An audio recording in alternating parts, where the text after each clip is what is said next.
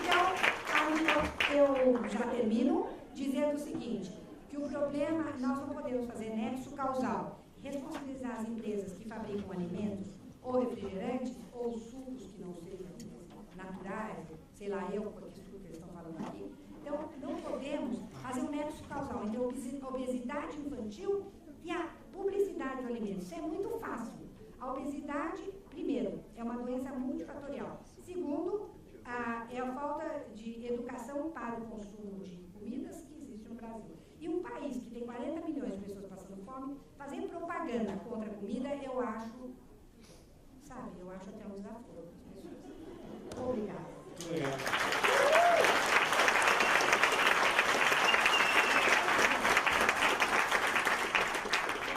Obrigado, Tereza Nicolau Lopes. Deixa eu aproveitar o comentário que você fez sobre como as crianças acabam tendo algum discernimento independente dos pais, né? Por exemplo, meus filhos são da geração que faz tatuagem, ou que fez tatuagem. Hoje é na casa dos 35, 35 e 40, e todos eles têm tatuagens.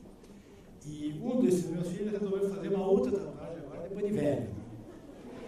E fez uma tatuagem bonita aqui no braço, assim, e o filho dele, de 6 anos, ficou olhando assim, e falou assim, mas quando eu crescer, eu também sou obrigado a fazer isso? Também vou ser obrigado a fazer isso? Já percebo aí, claro.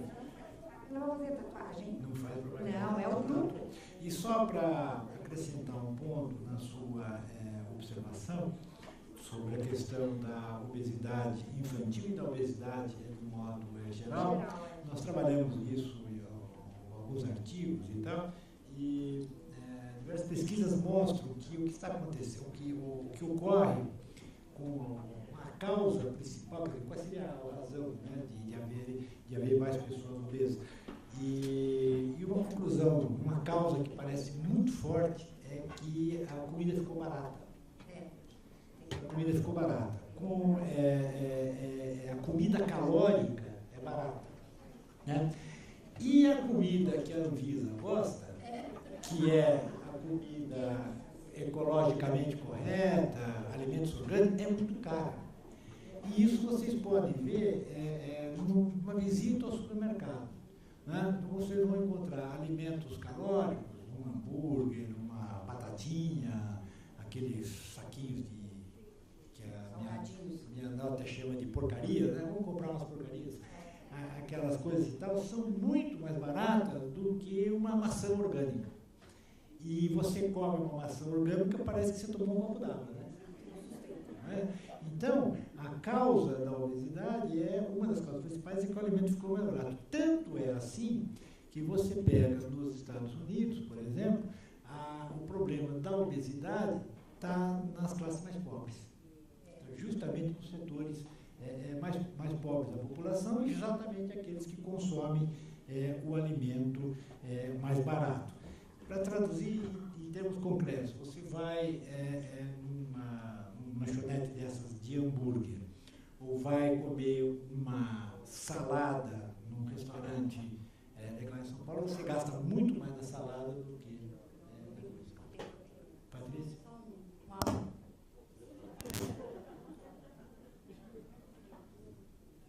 Parte aqui, na verdade, em relação a essa questão, a senhora citou o programa da Michelle Obama em relação à obesidade, né? E é interessante de notar que na mesma semana que a Anvisa soltou a resolução 24, do RDC 24, de alimentos e bebidas, foi divulgado nos Estados Unidos um documento elaborado sob a coordenação da primeira-dama Michelle Obama, tratando da questão da obesidade nos Estados Unidos. E é um documento que tem 180 páginas, com 5 pilares de diretrizes de políticas públicas, que trata a questão da obesidade como um problema de saúde pública gravíssimo nos Estados Unidos, e é mesmo, e que faz com que o nome do documento já é interessantíssimo, resolvendo o problema da obesidade infantil para uma geração. E coincidentemente, uma semana depois, quando a Anvisa baixa a resolução 24, quer dizer, espera-se, com essa resolução, cuidar do problema da obesidade infantil no Brasil a partir de uma norma. Então, essa diferença de tratamento e de forma de encarar o problema da resolução ou dessa condição de trazer para a discussão de uma política pública envolvendo isso, ela seria muito mais interessante. Então, por que não discutir? Eu acho que a questão da publicidade, a questão da comunicação tem que ser discutida sim, mas vamos discutir dentro de uma postura, dentro de um programa de política pública que possa fazer com que a criança tenha realmente a educação para o consumo, tenha a educação alimentar e que ela possa melhorar para a vida. Né? É muito simplista isso aqui, acho que fiz essa resoluçãozinha, agora está tudo bem. É tudo uma mentira. E tem a questão do preço também, não adianta nada você dizer, olha, procure alimentos saudáveis, se esses alimentos forem mais caros do que os outros, não vai resolver grande coisa. Bom, eu aviso a todos... Exato. E de alimento ruim. Por isso que eu quero saber, faz uma licença e fora. Eu acho que é legal. Bom, nesse momento da nossa sessão, quem quiser entrar no assunto pode entrar a qualquer momento. Mudando um pouco de assunto, há uma questão aqui do Ricardo Souza, que coloca um tema que o Dr. Nilton de Luca tratou ao seu final, muito rapidamente, que é a questão dos preços abusivos. E Ricardo Souza lembra que faz uma referência, que é um assunto que me interessa muito também, é um assunto que nós tratamos muito na rádio, na TV, fizemos várias reportagens na TV, que determinados produtos que são chamados produtos globais, né, produtos que são exatamente a mesma coisa em qualquer país do mundo, né, um tênis, um automóvel, aparelho celular e tal, que são exatamente, automóveis são exatamente igual em vários países do mundo, são muito mais caros no Brasil. São excessivamente caros no Brasil, ou pelo menos são mais caros do que nos outros países. Uma das causas é a maior quantidade de impostos, né, incluídos aqui no preço dos produtos brasileiros, e diz aqui o Ricardo Souza que os brasileiros pergunta se sabem que pagam tanto pela mesma quantidade de bens e serviços. Então a pergunta, quer dizer, o tema está aqui bastante, mas a questão nesse caso, nessa circunstância, como é que a gente definiria um preço abusivo se, por exemplo, ele é abusivo por causa dos impostos? E todos que o assunto podem fazer. Bom, e nessa hora, e nesse momento, claro, temos aqui já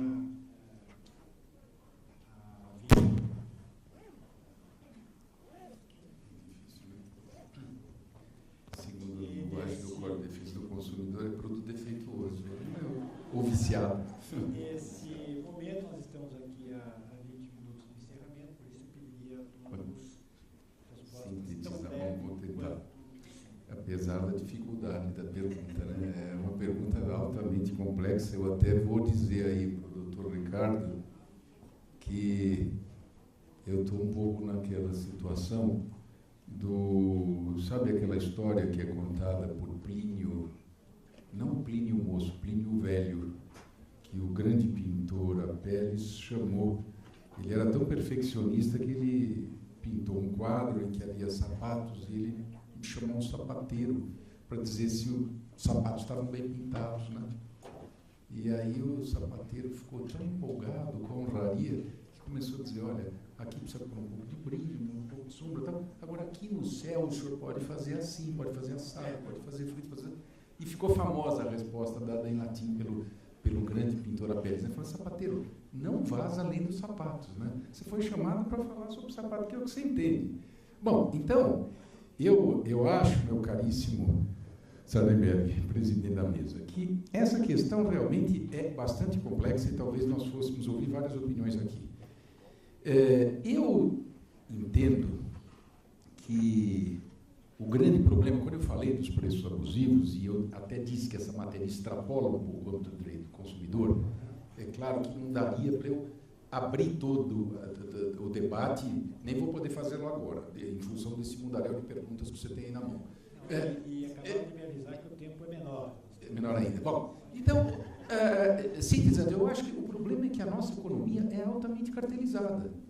Né? No fundo, nós não temos uma concorrência ótima. O nosso mercado, onde não existe tabelamento de preço, onde existe plena liberdade de preços, né? Não há tabelamento, não há fixação de preços, o que acontece? Nós temos verdadeiros cartéis que dominam a nossa economia. E isso daí traz o quê? Prejuízo para o consumidor.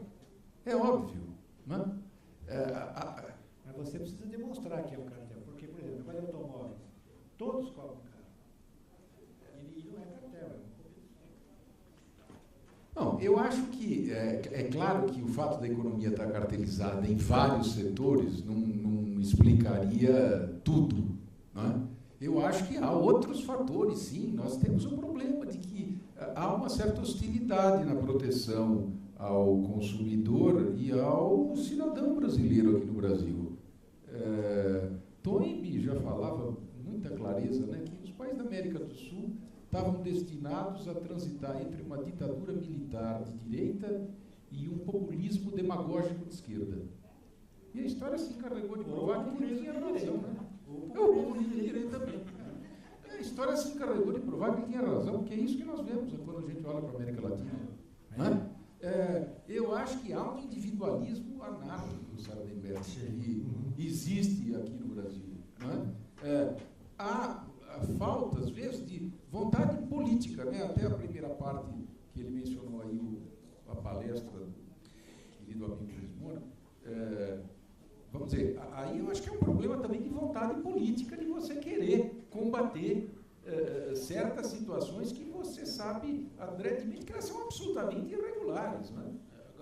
Aproveitando que nós já estamos aqui com a presença do nosso ministro da Justiça, Luiz Paulo Teres Ferreira Barreto, ministro, eu pergunto aqui a mesa, eu posso processar o governo por cobrança de imposto abusivo com base no consumidor? Na verdade não, né? Porque o Código de Defesa do Consumidor ele regula só a relação de consumo. Né? Agora eu posso acrescentar alguma coisa sobre o preço abusivo? Né?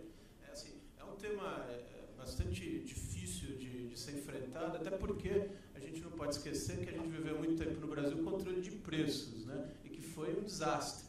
Né? Então, normalmente, o que a gente... Agora, eu concordo, eu acho que tem que atuar mais a lei de defesa da concorrência, né? Porque ele normalmente vai estar associado, assim, para ser bem combatido, a uma manipulação da concorrência. Então, um cartel ou alguma outra prática anticompetitiva. E acho que essas são as melhores situações porque é muito difícil você dimensionar. E no que tange a imposto, acho que o código não pode ser aplicado, mas tem dispositivos da Constituição e é o problema da transparência no preço. Então isso ainda falta muito no Brasil. Né? Então deveria ter a transparência, porque aí a pessoa, quando comprasse, saberia exatamente o que está pagando de imposto, né? E aí poderia estar discutindo, né, se aquilo é razoável ou não, né? Por exemplo, em automóvel, outros produtos. Né? Energia mais cara do mundo, telecomunicações. Exato. Acho que metade de imposto. Praticamente metade de impostos. Fica um pouco forte falar o que eu vou dizer agora, sabe? Mas a grande verdade é o seguinte, isso serve para explicar não só o problema do preço abusivo, mas como uma série de distorções que existem aqui no nosso Brasil. Né? A verdade nua e crua é que nós temos dois direitos. Nós temos um direito oficial, que é aquele pomposo, bonito, que está na Constituição brasileira, que a gente lê que o Brasil é um Estado democrático de direito. E nós sabemos muito bem que há um direito não oficial, não é? Um direito que está incrustado na mentalidade de todos, né? E aquilo que o filósofo esloveno Zizek disse que havia no leste europeu, que se fingia que o comunismo ainda tinha alguma chance, mas se sabia que ele não tinha mais chance nenhuma, que ele chamou isso de razão cínica, né? Nós aqui também temos a razão cínica. Né? Nós fingimos que acreditamos numa série de coisas, numa série da justiça tributária, e, no fundo, nós sabemos que não é justo. Nós sabemos que, na verdade, eu não quero entrar na área tributária especificamente, mas os tributaristas todos estão aí para dizer.